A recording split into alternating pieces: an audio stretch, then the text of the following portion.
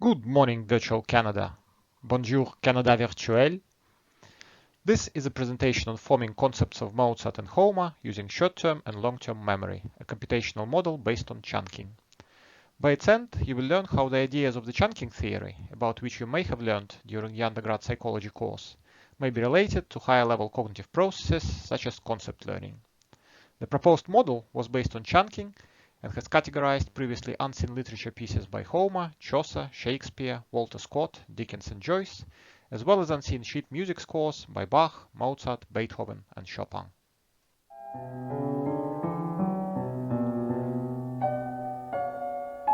Let's begin with a general question. How do we develop a feeling that a particular novel object belongs to a particular category? For example, how do we develop a feeling that a music piece that we may not have heard ever before sounds like Mozart or like Bach?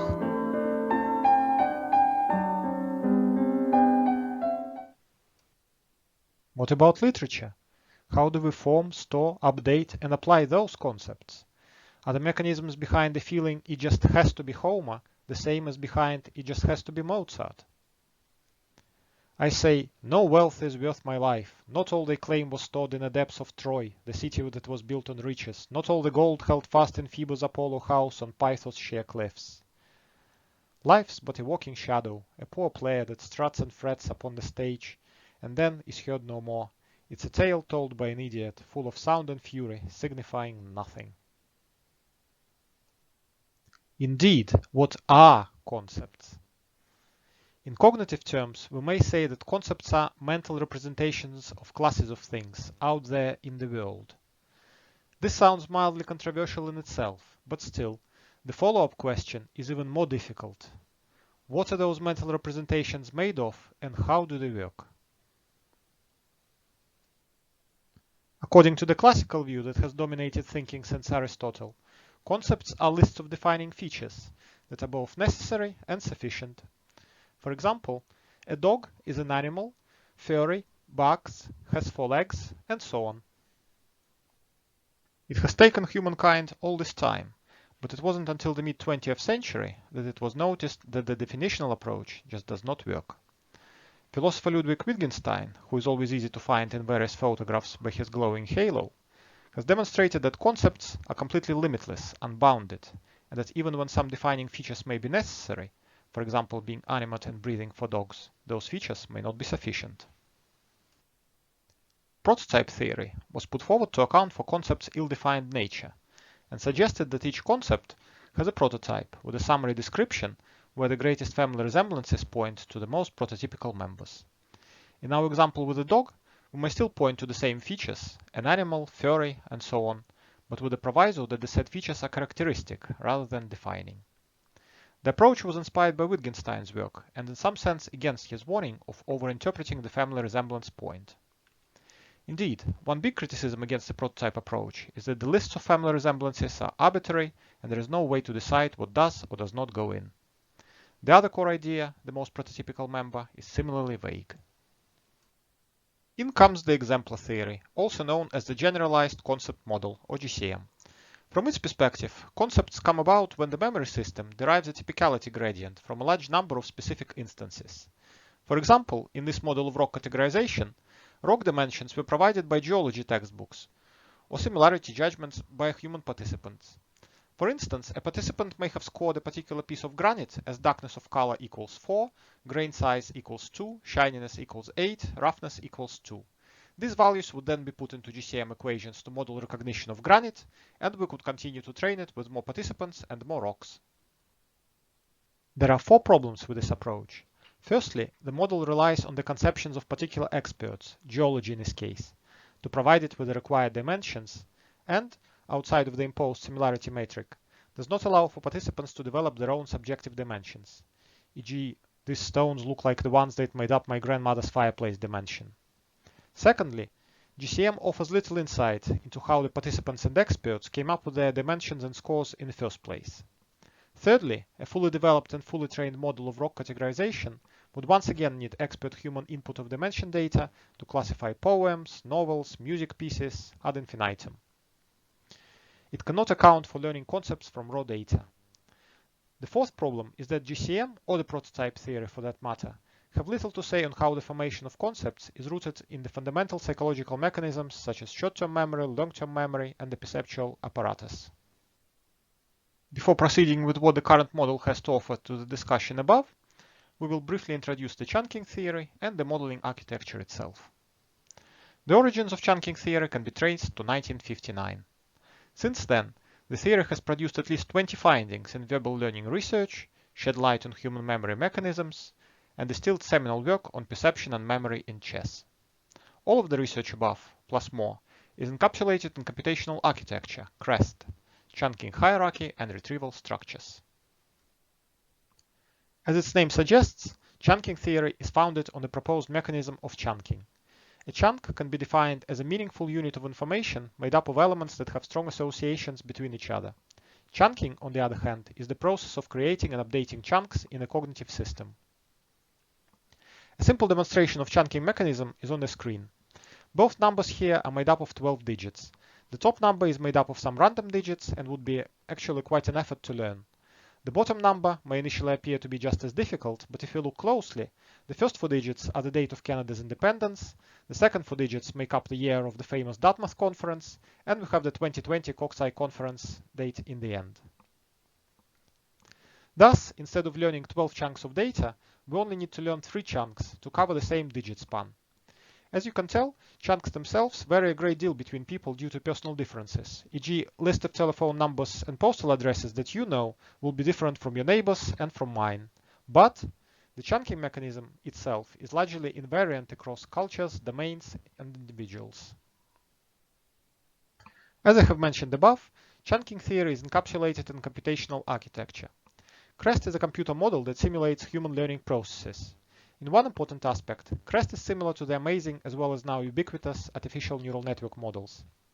It too focuses on perception as the primary driver of cognition.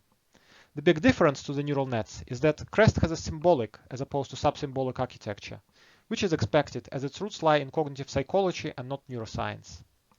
One other distinctive feature of CHREST is that integration of microprocesses of cognition into macro-level cognitive structures, tying together chunking, forming associations, and so on with the likes of the STM and the LTM. How would learning a concept look like in CHREST? Here is a quick approximation of what prior research into concept formation looked like. The initial state here is chosen to be a blank slate, for clarity. The idea of prior knowledge is fully compatible with the architecture. The task is to classify a stimulus as either a type A or a type B face. Each face possesses 4 binary features relating to facial features such as eye height, nose size, and so on.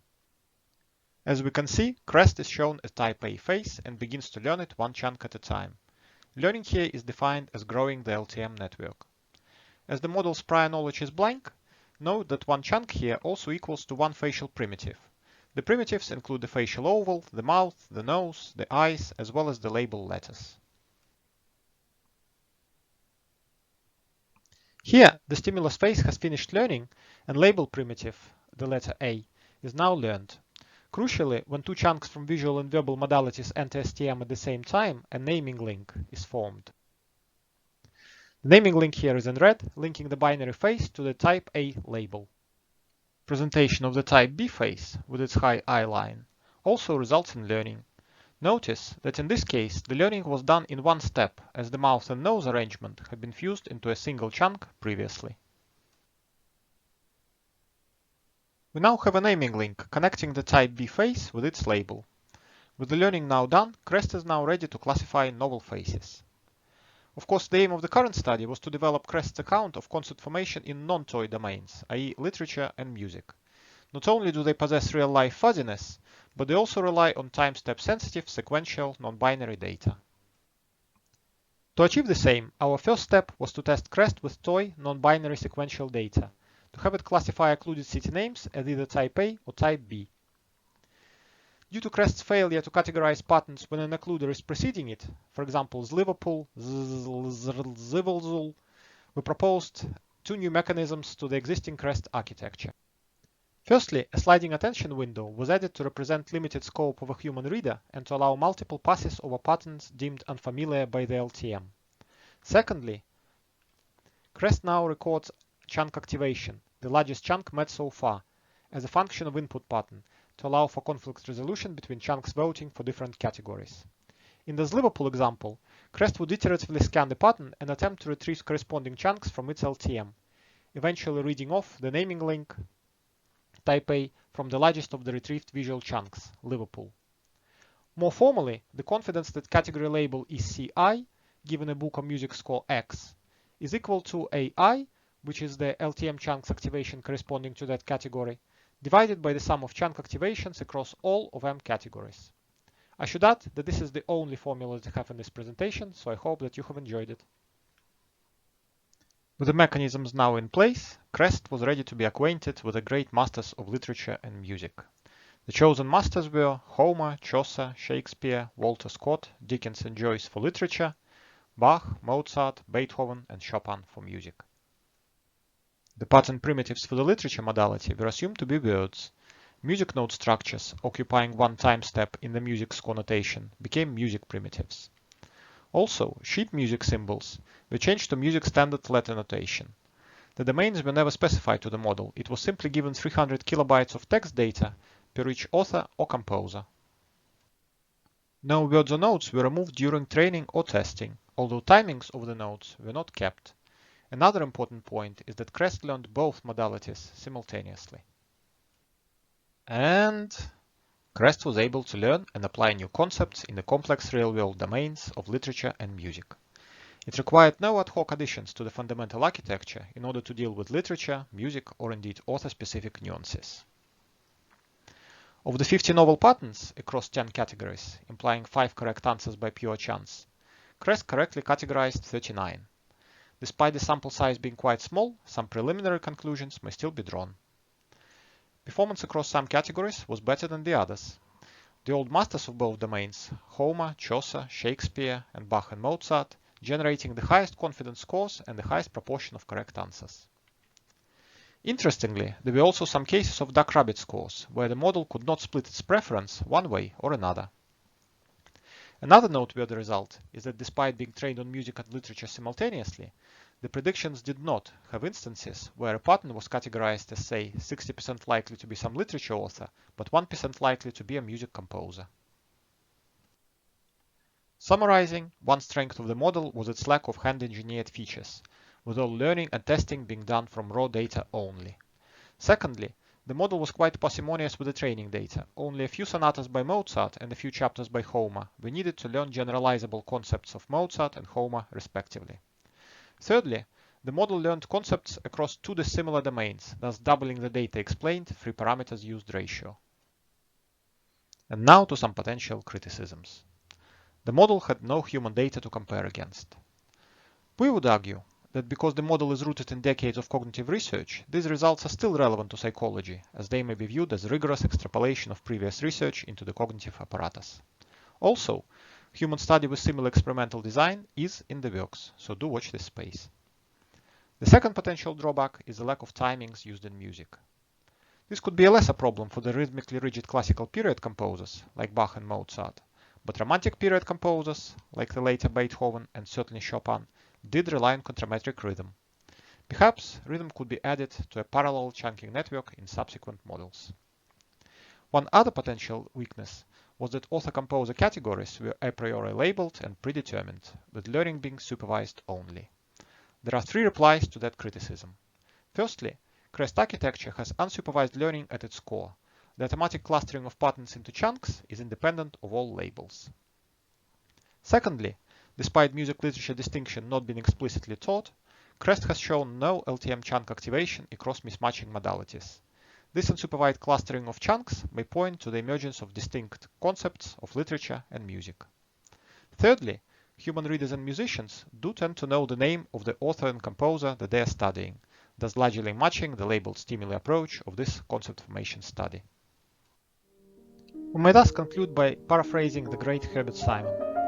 It's a justified conclusion that human concepts can be characterized by operations in STM LTM with CHREST-like architecture, although the detailed structure of the model is open to further enrichment.